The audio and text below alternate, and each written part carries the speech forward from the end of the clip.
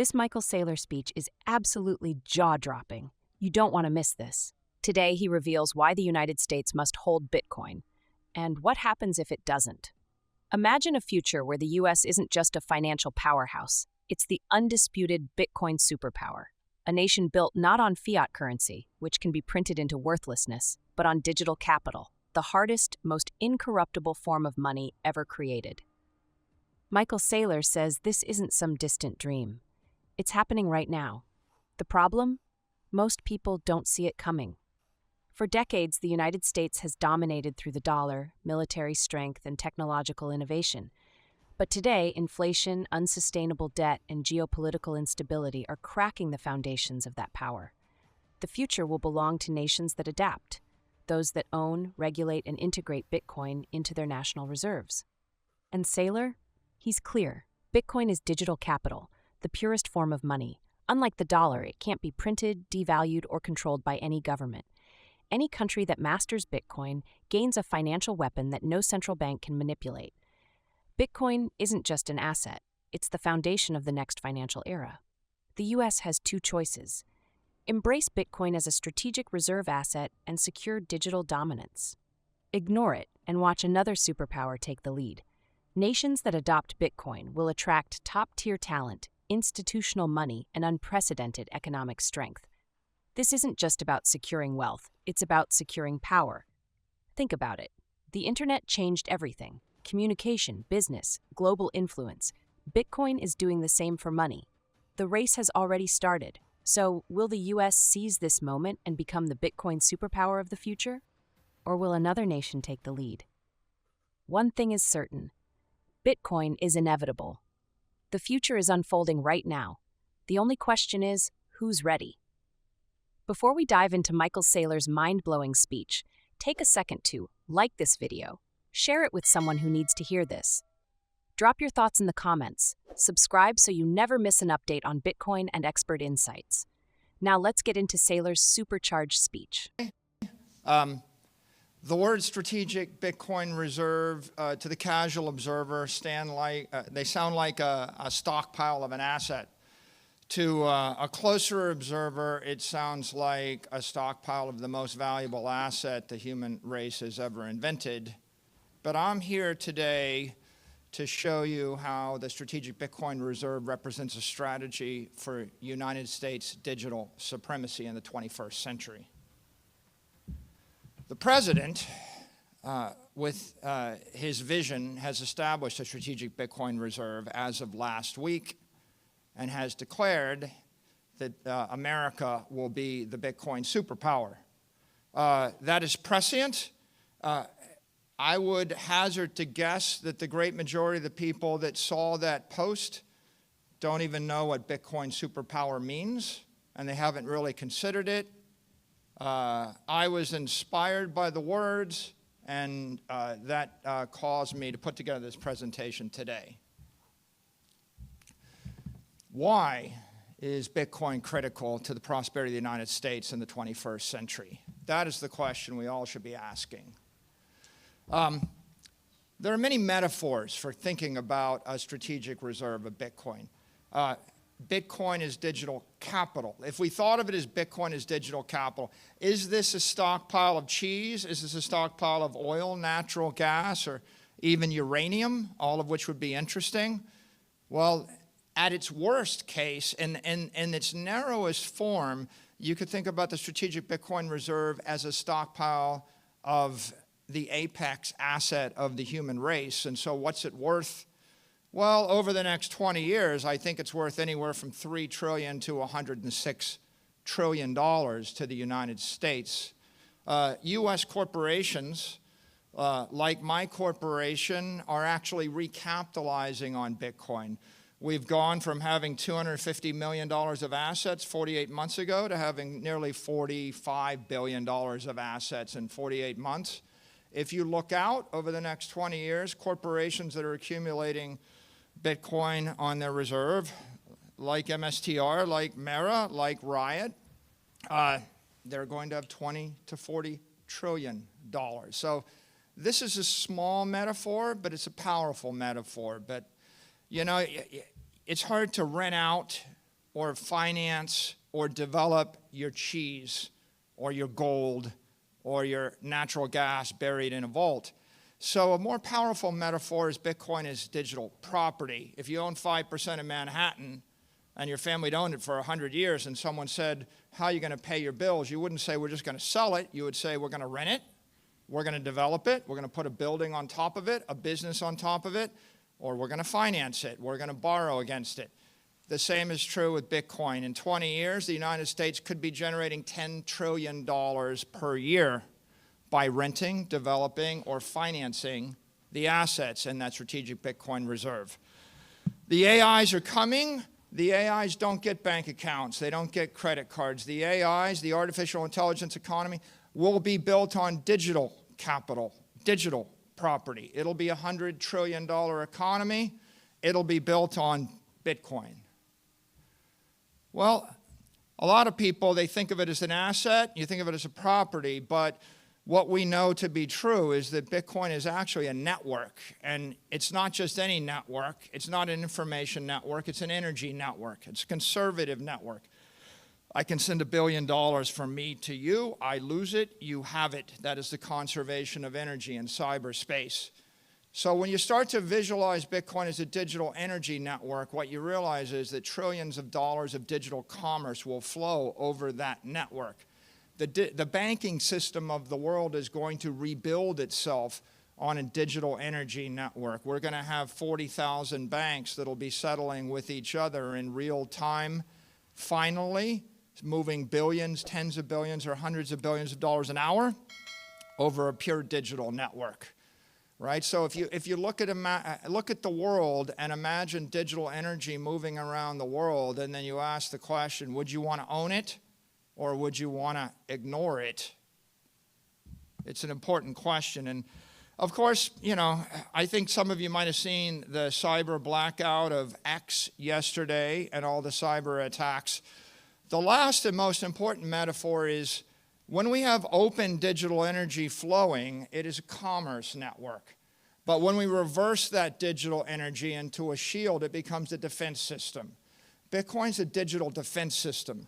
Bitcoin messages, data authentications, transactions, they're unstoppable, uncorruptible, immutable, immune to tampering by any known cyber threat. You can protect the United States commercial and military and financial systems behind a wall of digital energy. And that's exactly how we will do it. You know, even Elon Musk pointed out, the AIs don't know how to hack Bitcoin. They can spoof you out of your money. They can convince you that there's someone they're not. There's no way to trick an 800 exahash digital wall that's based on modern encryption. The AIs won't get through that wall. What's driving the growth of Bitcoin?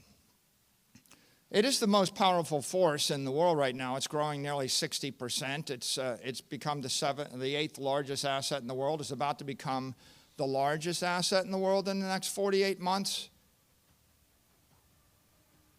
What is it? It's all of the smart money in the world running from risk, running from the past toward the future, from something less secure to something more secure. And they're doing it in the most visible way with their capital. This is a map of the wealth distribution in the world, about $900 trillion. If you break it into uses, half of it is just a store of value. We're long-term, we're preserving our capital for the long term. We just want to keep our money. The other half are assets held for utility. I want to do something with the asset. If you drill into the 450 trillion, you realize the problem is that long-term capital is being dissipated and decimated by fires, by floods, by famines, by tariffs, by wars, by competition, by rust, by obsolescence, by torts, by traffic, you name it, right? What's that cost? That costs $10 trillion a year. There's people go, well, what is Bitcoin's use case? The use case is to not suffer $10 trillion a year of damage from entropy, from inflation, from chaos, from the future. Bitcoin's an asset without the financial risk of a currency, a bond, a stock, and it doesn't have the physical risk of real estate and property.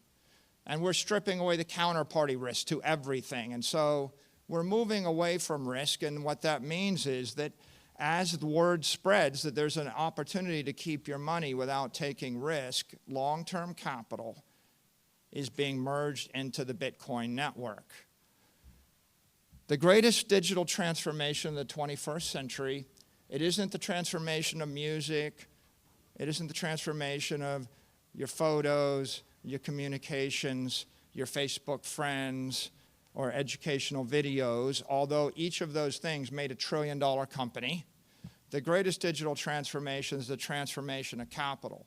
So it's the transformation of 450 trillion. What's it worth? It's worth half of everything. It's half of everything. That's the transformation.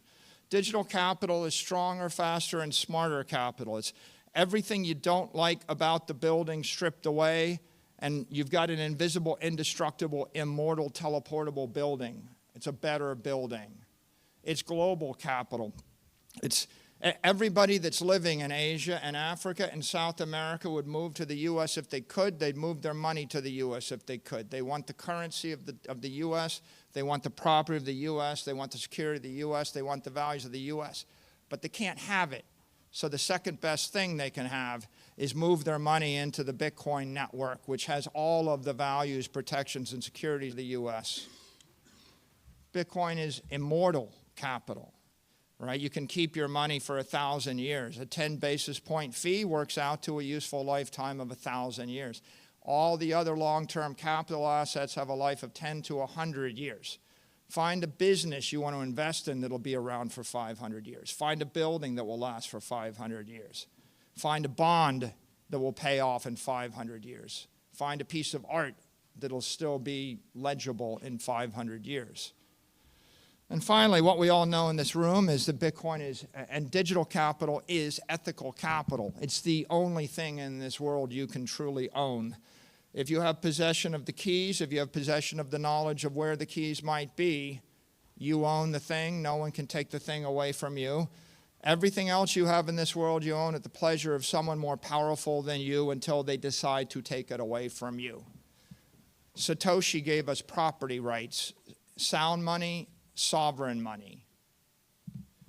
It's a network, but what is it? It's the world's most powerful network. 800 exahash. What's the measure of digital power? It's exahash. 20 gigawatts. All the electricity, all the power that fires up the U.S. Navy. It's also got the most economic power. My company spent $33 billion to buy 2.4% of the network. Do the math in your head, you'll realize there's $1 trillion of real money that has flowed into this network, and there's $1 trillion of smart money behind it. It's the world's most global, fault-tolerant, unstoppable network. Each of those ASIC chips is hundreds of thousands of laptop computers. You'd need trillions and trillions of computers to dent this network. And then, of course, many people say, oh, I get it, it's a network effect. It must be a network. Yeah. Well, it's not a Metcalfean network. That's just enough information about networks to hurt yourself. It's not getting more powerful with the square of the number of nodes. It's getting more powerful based upon the amount of mass, energy, and capital flowing in the network. It's a Newtonian network, like the solar system. When the white dwarf comes past your planet, it's going to suck the atmosphere off your planet. A white dwarf is not the same as an asteroid the same size. They are different. Bitcoin is the brightest thing in the financial universe, right? Heat and light. It's the most interesting. It's growing stronger. It's growing hotter. It's growing denser as it draws the capital of the world into its orbit. What capital? Physical capital. People are selling their buildings. Financial capital. They're going to trade out their low-grade bonds, their currencies in third world and in the second world. Foreign capital. They're going to sell their Siberian real warehouses and their Russian natural gas rights. It's drawing antiquated capital, the capital of the 20th century. It's drawing smart capital. Anybody that thought about it and thought, do I want to be invested in something that's going to decay or be destroyed over time by 100 uncertain risks, or do I want to just keep my money in cyberspace? And then digital capital, right? The AIs, they don't get the bank account. As the economy digitizes, people want to move digital money at the speed of light with a million transactions a second. You're not doing it with a Siberian warehouse. You're not doing it with natural gas or gold. You're not going to do it with any 20th century asset. Where is it headed? Well, there's an open source model. You can download it on GitHub called Bitcoin 24. Plug in your own assumptions. Our assumptions, well, Bitcoin's currently 22 basis points of the global economy. That's $2 trillion. Over 20 years, right now it's been growing about 60% a year. If it decelerates from 60% a year to 20% a year, the average return is going to be 29% a year over the 20 years. That is the base case. That arrives at a price of $13 million a Bitcoin in USD terms, or $280 trillion in the network. Does the world turn upside down? No. What happens? Well, everything pretty much stays the same, except for those that embrace Bitcoin get rich and powerful. Those that don't embrace Bitcoin get weaker and poorer. Otherwise, everything that you see in the world today will still be there in the world in 20 years. Bitcoin is not a threat to the dollar. The dollar is currency. Bitcoin is capital. In the modern world, there are plenty of academic economists. They will just recite ad infinitum. Well, money is a store of value, a medium of exchange, a unit of account. There, I told you. And they just haven't really thought about that past just rote memory. This is why you shouldn't rote memorize stuff in education. Think a little bit harder about what's going on here. If you need money for the next 4 weeks in Argentina, then you're using the peso. If you need money for the next 4 years in Argentina, you're using the dollar. If you need money for the next 40 years in Argentina and you're smart, you're using the Bitcoin. And so the dollar is competing, but is competing against the M2 money supply of the CNY, Chinese currency, European currency, Japanese currency. Right now we're about 17% of that. We should be able to grow to 30% of that. How? With digital currency. If U.S. banks and U.S. corporations can issue digital currencies backed by the U.S. Treasury, we will expand that supply of U.S. currency by $10 trillion, right? That's a digital asset strategy. That's why the stablecoin bill and the Genius Act matter. It is not capital. Bitcoin is less than 1% of the capital of the world. What does it compete with? Not the dollar. Bitcoin competes with property, equity, and bonds. Property, equity, and bonds. And what is it? It's 1%. And what is it going to? I just showed you the shocker $13 million Bitcoin forecast. That gets us to 13% of the capital in 2045. We have two strategies. Expand our currency to dominate the world with the digital currency of choice. Expand our capital to dominate the world with the digital capital of choice. Why should the U.S. want to be the Bitcoin superpower? You cannot remain a sovereign nation if you lose control of your airspace, outer space, or cyberspace. This is a truism. It's pretty important. We're not talking about making a little bit of money here. We're talking about defending the American way of life. A superpower has to keep the air routes open. You must be able to fly, not just fly from here to London. You need to be able to fly from New York to Chicago. If you look at what happened in the first Gulf War, we took control of Iraqi airspace. Within a week, their entire country was non-functioning. Some people would say within 48 hours they were non-functioning. This country won't function for 48 hours after we lose control of our airspace. How do we protect it? We have Air Force bases. We have military aircraft. This is evolving. It will continue to evolve. Drones, very sophisticated defense systems. We have to keep open our sea lanes. This is a truism for 1,000 years. The Carthaginians knew it. That's why the Romans destroyed them. The Carthaginians had destroyed the Venetian fleet. Every single port in the Mediterranean that was a Venetian port was also a Roman port, was also a Carthaginian port, was also a Phoenician port. Why? Because you must keep the sea lanes open if you would be a superpower. If I cut off your sea lanes, I choke your economy. The Japanese determined this or found this out in World War II. Sea power requires naval bases operating appropriate ships. A superpower has to keep its cyber channels open. What does that mean? It means your communication channels for digital information, but it also means your communication channels for digital energy. I need to be able to move a signal, but I need to move a $10 billion chunk of money. I don't just need to keep the cyber channels open around the world. It's not just I want to move that information or that energy between New York and Tokyo. If I lose control of cyberspace over the United States, I can't move information between New York and Chicago. Right? You lose cyberspace, you'll lose your own digital economy. What would you do if your enemy got control of your cyberspace? You saw just, again, yesterday, you can't even log into X. Well, what happens when you can't log into your bank account? Cyber power requires Bitcoin miners operating ASICs, throwing up a wall of digital energy, and you want to hope that more than 50% of that is controlled by you or your allies. What does it mean to own cyberspace? If you want to be a Bitcoin superpower, you need to own the asset, own Bitcoin, but that's only half of it. Owning all of New York City and losing control of the sea lanes and the airspace above New York City is a Pyrrhic victory, right? You won't own it very long. It'll get shredded. You have to control the network, the cyber network, the digital energy network that flows around the world. AI is the future. The computers, the AIs, they're smarter than us. They're going to think faster than us.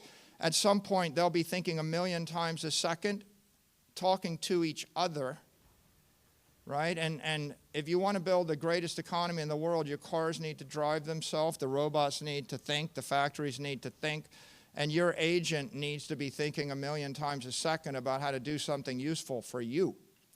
Digital intelligence requires digital energy, which has to be secured by digital power in order to engage in digital commerce. When I say digital commerce, I don't just mean buying trinkets on Amazon. I mean moving all of the money and securing all the assets of the world. I mean $950 trillion going to $4,000 trillion of assets. And it couldn't be clearer where that's headed right now. The unit of digital energy is the Satoshi. The unit of digital power is the exahash, right? What are the benefits to America of the Bitcoin strategy? Embrace Bitcoin, we own the 21st century. All the money, all the capital of the world is moving out of the 20th century.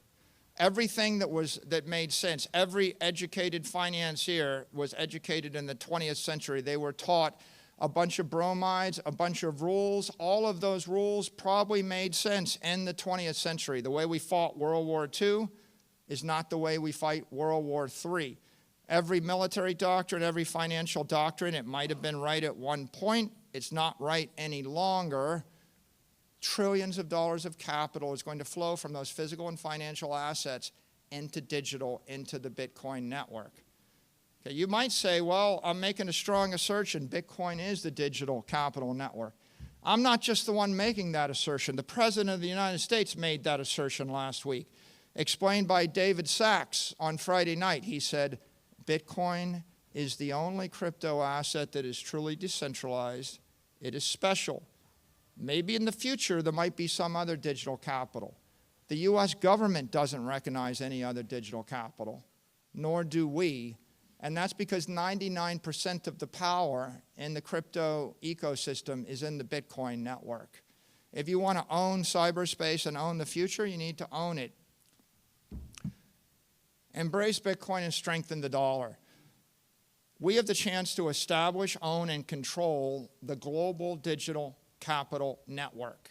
That is Bitcoin. We can back the US dollar with Bitcoin reserves, the only monetary asset that is competitive to the dollar. If I need a liquid, fungible asset to capitalize a company or an institution, it's not real estate, it's not natural gas, it's not art, it's not private and public equity portfolios, it's not even going to be an index of equity. The only asset that I can use other than Bitcoin is US Treasuries everywhere in the world. If anybody ever decides to replace those, they'll replace them with Bitcoin. We should own both. Embrace Bitcoin, attract foreign capital. It's not just we're getting the 20th century money, we're getting the rest of the world's money. If I gave you money, if I took all your money, I dropped you in Africa and I said, you got to invest in a diversified portfolio of private and public equity and real estate, art in Africa, or you can put your money into the digital capital network and move it anywhere else at the speed of light, and I gave you a choice to punch the orange button or leave it in Africa for 100 years, you would punch the orange button. Everybody else in the world's figuring out the same thing right now. That's why countries will make laws against it. That's why the Chinese have export controls on their capital. All of the capital will flow into the U.S. But if you can't physically come to the U.S., the next best thing is you flow into the digital capital network and you get all the protections of the U.S. And finally, you embrace Bitcoin, you empower Americans. It's American companies with Bitcoin on the balance sheet. They're going to outlast, outperform, and outlive their competitors. So American institutions that are holding Bitcoin, they're going to enrich their shareholders. The beneficiaries are us. And the last point, with the appropriate digital assets framework, we can become the bankers to the world. Right? When we export Bitcoin to the world, we're exporting our values: sovereignty, sound money, integrity, property rights. When we export digital currency, we're literally exporting our currency. If we create other digital securities or digital tokens, we'll be exporting our companies, our ideas, our securities, our financial products to the world. We can dominate this industry. So how should the U.S. pursue a Bitcoin strategy? Well, Senator Lummis has given us a clear guideline with the Bitcoin Act in Nashville in July. And what the Bitcoin Act said, it said, let's acquire 1 million Bitcoin over a 5-year period in a programmatic, disciplined fashion, transparent to all. And so let's consider the consequences of this strategy. Well, first of all, last week, the president signed the Strategic Bitcoin Reserve Act or order. If we hold that 200,000 Bitcoin for the next 20 years, even though you see a flat line on the screen, the flat line is worth $3 trillion. So that's the value of doing nothing. Sometimes people think that you have to do something to make money. Sometimes the absence of doing awful and stupid things is making money. Doing stuff is highly overrated if the stuff is trading or selling your Bitcoin. The Lummis bill would acquire 1 million Bitcoin or 1.2 million Bitcoin. If you look at the consequences of that over the time frame, it's worth $16 trillion to the nation. If you get a bit more aggressive, and we go for another million, it's worth $34 trillion to the nation. In this case, there's a bit of reflexivity. If the United States starts to more aggressively stockpile Bitcoin, it's going to accelerate the growth of the network. It's going to accelerate capital flowing in the network. It's going to increase and expand the overall digital capital network. If we move to a triple max strategy, you'll end up with 4 million Bitcoin. That's worth $73 trillion to America. And of course, President Trump has laid out a guideline. We should be the superpower. If you want a superpower strategy, here's a superpower strategy. Acquire Bitcoin consistently. By the way, over what time frame? Consistently daily between now and the 0.99. 0.99 is January of the year 2035. the point at which 99% of the Bitcoin supply has been mined, the asset becomes effectively capped for all practical purposes because the last 1% comes out over 100 years. 0.99 between now and then you've got 10 years for the digital gold rush. You should get your Bitcoin before there's no more Bitcoin for you. And you can see here, in this strategy, we acquire it consistently, and then we use surpluses from the US government to continue to save in Bitcoin. It's worth $106 trillion to the United States. And so what does that look like? Well, the Lummis plan, which is grand, is modest in some ways, and a modest strategic Bitcoin reserve plan neutralizes the national debt. Sometimes doing modest things are actually brilliant as long as you do the thing. It's like the people that bought just a little bit of Bitcoin in 2012. It was a modest investment. It made them billionaires. A modest thing 20 years in advance is a brilliant thing. If you're more aggressive, the triple max plan negates the national debt. The superpower plan creates a global superpower. We bought 78% of the United States for $40 million. $40 million purchased nearly 80% of this country. Think about it for a second. Bitcoin is the greatest opportunity of the 21st century, right? It's worth anywhere from $3 trillion to $106 trillion, depending upon how programmatic and aggressive we want to pursue this opportunity. These opportunities don't come along often. This is the once-in-a-century opportunity. And as Donald Trump has said, never sell your Bitcoin. And I'll leave you with the final thought. What happens if we allow another nation to claim title to Bitcoin superpower? If we don't claim it, we give them control of the network. We give them all the wealth in the world. We risk being impoverished and imperiled by a hostile nation that controls all the world's digital energy. You could have clung to your glass beads when the world went to the gold standard. You could have clung to your steam engines when the world went to internal combustion. You know, you could have kept your wood-burning stoves when Rockefeller offered you petroleum. We could have dismissed nuclear power. We once had another project. We had a Manhattan project. It was a large investment in nuclear energy. Do you want to control the world's digital energy? Because the digital economy will run on digital energy. The choices are either prosperity or poverty in the 21st century.